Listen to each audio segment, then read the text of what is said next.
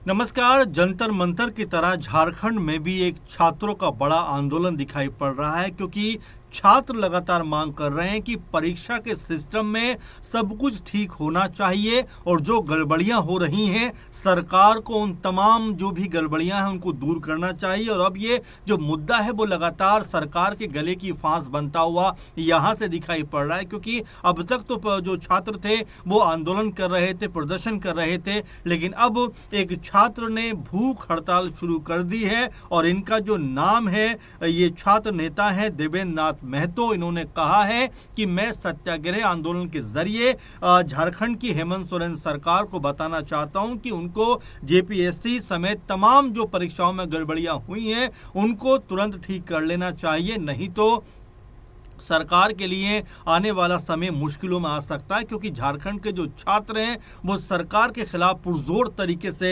एक बड़ी मुहिम चलाते हुए दिखाई पड़ेंगे और लगातार जो आंदोलन का ये रूप है वो जंतर मंतर की तरह दिखाई पड़ रहा है, क्योंकि तमाम छात्र इस आंदोलन में जुड़ रहे हैं, तमाम छात्र अपनी आवाज़ को बुलंद कर रहे हैं और जो हेमंत सोरेन सरकार है उससे लगातार जवाब सवाल कर रहे हैं कि आखिर इन तमाम परीक्षाओं में गड़बड़ियां क्यों हो रही हैं, आखिर क्यों जो ब्लैक लिस्टेड एजेंसियां हैं उनको जो परीक्षाएं कराने की जिम्मेदारी सौंपी जा रही है। इस पे तमाम तरह के सवाल अब यहाँ पर इस आंदोलन के जरिए उठते हुए दिखाई पड़ रहे हैं। आपको बता दें कि जिस तरह की मांग ये छात्र कर रहे हैं उसमें प्रमुख अगर हम मांग की बात करें तो ये कहा जा रहा है कि भाई जेपीएससी और जेएसएससी की जो परीक्षाएं हैं पूरी तरीके से पारदर्शी होनी चाहिए, निष्पक्ष होनी चाहिए और जो परीक्षाएं हैं पूरी तरीके से उनमें कोई गड़बड़ी नहीं होनी चाहिए। इस तरह की तमाम जो मांगे हैं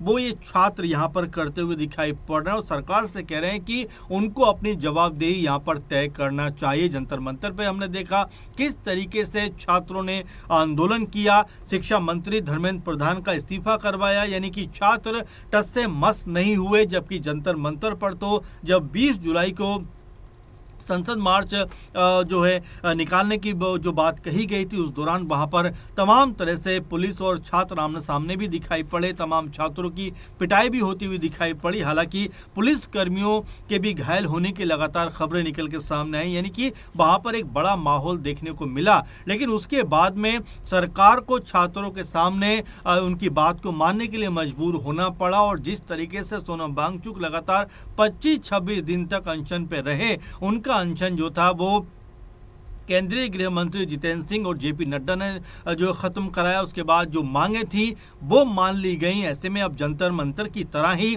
जिस तरीके से झारखंड में भी ये जो आंदोलन हो रहा है और जिसमें जेपीएससी समेत तमाम परीक्षाओं में जो गड़बड़ियां हुई हैं उनके खिलाफ ये एक बड़ी मुहिम है, एक बड़ा आंदोलन है। छात्र इसमें बढ़ चढ़ कर हिस्सा ले रहे हैं और यही वजह है कि अब हेमंत सोरेन सरकार को जवाबदेही तय करना यहाँ पर बहुत ज़्यादा ज़रूरी है, क्योंकि छात्रों ने कहा है कि जब तक उनकी मांगों को पूरा नहीं किया जाएगा वो पूरी तरीके से यहाँ पे डटे रहेंगे। और यहाँ पर जो भूख हड़ताल कर रहे छात्र देवेंद्र नाथ महतो की बात करें तो उन्होंने जिस तरीके से भूख हड़ताल शुरू कर दी है उसका भी असर अब सरकार के ऊपर होता हुआ दिखाई पड़ेगा। हालांकि ये खबरें भी आ रही हैं कि छात्रों से बातचीत करने को सरकार तैयार हो रही है, लेकिन जो मांगे ये छात्र करना चाहते हैं क्या वो मांगे पूरी होती हुई दिखाई पड़ेंगी। यानी जो टीडीपीएल एजेंसी के द्वारा जो परीक्षाएं आयोजित कराई गई हैं उसको लेकर भी कहा जा रहा है कि तमाम गड़बड़ियां,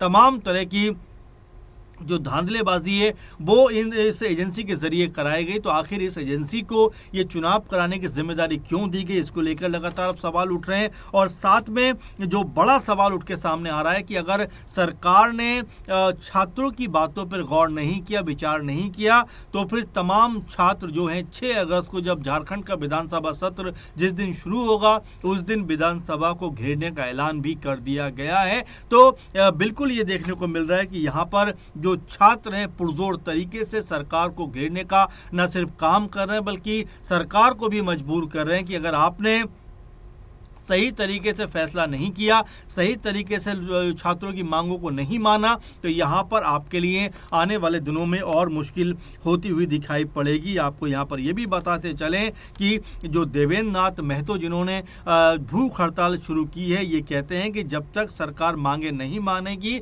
हम भूख हड़ताल अपनी जारी रखेंगे। किसी भी लेवल पर हम जो है टूटेंगे नहीं, बल्कि सरकार से जो मांग की गई है वो मांगे पूरी करवाने के बाद ही हम अब भूख हड़ताल जो है तोड़ेंगे। इसमें कहा गया है कि सभी परीक्षाओं की व्यापक जांच होनी चाहिए, क्योंकि कई दफा देखा गया है कि जो एग्ज़ाम होते हैं, पेपर्स होते हैं, उसमें बड़ी गड़बड़ी दिखाई पड़ती है। तो ऐसे में छात्र ये चाहते हैं कि उन तमाम गड़बड़ियों को दूर किया जाए और परीक्षाएं एकदम पारदर्शी तरीके से होनी चाहिए, उसमें निष्पक्ष तरीके से तमाम जो भी कार्यवाही है वो होनी चाहिए और तमाम जो फॉर्मेट है वो उस तरह का बने ताकि कहीं भी गड़बड़ी की कोई गुंजाइश ना बचे। इसीलिए छात्र ये मांग करते हुए दिखाई पड़ रहे हैं और ऐसे में अब झारखंड सरकार के ऊपर दबाव लगातार बढ़ता हुआ दिखाई दे रहा है, क्योंकि जो छात्र का आंदोलन हो रहा था अब उसमें बड़ी संख्या में छात्र यहां पर जुड़ते हुए दिखाई पड़ रहे हैं। लगातार जो है प्रदर्शन के जरिए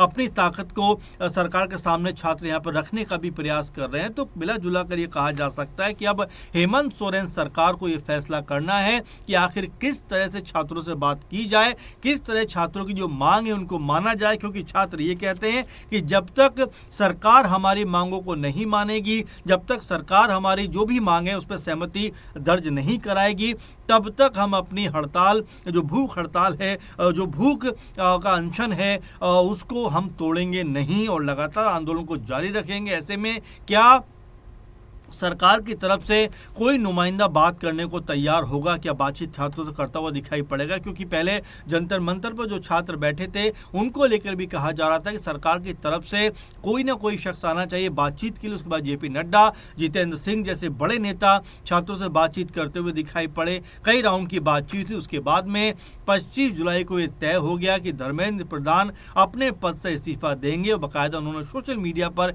एक नोट के जरिए कहा कि मैं अपने पद से इस्तीफा देता हूं और उसके बाद जो सीजेपी का आंदोलन था वो खत्म होता हुआ दिखाई पड़ा। अब यहां पर बड़ा सवाल ये बन जाता है कि क्या सीजेपी का समर्थन भी यहां पर इन छात्रों को मिलेगा? क्या अभिजीत दीप के समय जो भी सीजेपी के बड़े नाम थे, क्या वो इस आंदोलन में शरीक होते हुए दिखाई पड़ेंगे? तो अभी कई सारे कह सकते हैं सवाल इसको लेकर भी बने हुए हैं। अब ऐसे में बड़ा और महत्वपूर्ण जो सवाल है वो यही है कि क्या इन छात्रों से बात की जाएगी और छात्र जो मांग सरकार के सामने रखना चाहते हैं, क्या सरकार उस पर अपनी जवाबदेही तय करेगी? क्योंकि छात्र चाहते हैं कि जो परीक्षाएं हैं वो बिल्कुल पारदर्शी होनी चाहिए। जेपीएससी और जेएसएससी को की जो परीक्षाएं हैं उनमें बिल्कुल भी कहीं कोई गड़बड़ी गुंजाइश ना रहे। इसलिए सरकार को इसको एक बार फिर से व्यापक रूप में देखना पड़ेगा कि जहां भी कोई खामी, कोई गड़बड़ी है उसको परीक्षा से पहले दूर किया जाए। इन तमाम मुद्दों के ऊपर छात्र जो हैं वो सरकार से यहाँ पर मांग करते हुए दिखाई पड़े। हालांकि इसको लेकर सीआईडी जांच भी चल रही है, लेकिन छात्र सीबीआई जांच की भी मांग कर रहे हैं और इसमें कई लोगों की गिरफ्तारी भी हुई है, कई लोग सस्पेंड भी हुए हैं। तो ऐसे में कई तरह से इस पूरे मसले के ऊपर सरकार घिरी है, लेकिन जो छात्र चाहते हैं क्या उन मांगों को सरकार मानेगी, क्या उन मांगों के साथ में सरकार जाएगी? बड़ा सवाल ये बन जाता है। और जिस तरह से अब देवेंद्र नाथ महतो ने भूख हड़ताल शुरू कर दी है, तो क्या उनके साथ में कुछ और छात्र भी भूख हड़ताल करते हुए नजर आएंगे? और क्या ये जो अभी जो आक्रोश में छात्र दिखाई पड़ रहे हैं, क्या इनके साथ और भी छात्र आते हुए दिखाई देंगे? तो अपने आप में ये बड़ा मुद्दा कहीं ना कहीं बनता हुआ दिखाई पड़ रहा है, क्योंकि अब ये जो मांग है ये बीते लगभग महीने भर के आसपास की मांग है, क्योंकि बीते महीने लगातार छात्र सरकार से मांग कर रहे थे, लेकिन सरकार ने जब उनकी बात को अनसुना किया उसके बाद में छात्र निकल कर आते हैं और सरकार के खिलाफ एक बड़ा आंदोलन यहाँ पर छेड़ देते हैं। अगर मांगों को नहीं माना गया तो क्या 6 तारीख को जो विधानसभा है उसका घेराव करते हुए छात्र नजर आएंगे? तमाम सारे सवाल, लेकिन छात्रों से क्या सरकार की बातचीत होगी और क्या 6 तारीख से पहले ये जो आंदोलन खत्म होता हुआ दिखाई देगा? देखना दिलचस्प होगा, क्योंकि छात्रों ने एक बार फिर से एक बड़ा कह सकते हैं आंदोलन छेड़ा है, एक बड़ी मुहिम छेड़ी है और इस बार देखना होगा कि उनकी मांगों को कब तक पूरा किया जाता है। आपको क्या लगता है? कमेंट जरूर करिए। फिलहाल के प्रोग्राम में बस इतना ही। आप लगातार जुड़े रहें। नमस्कार।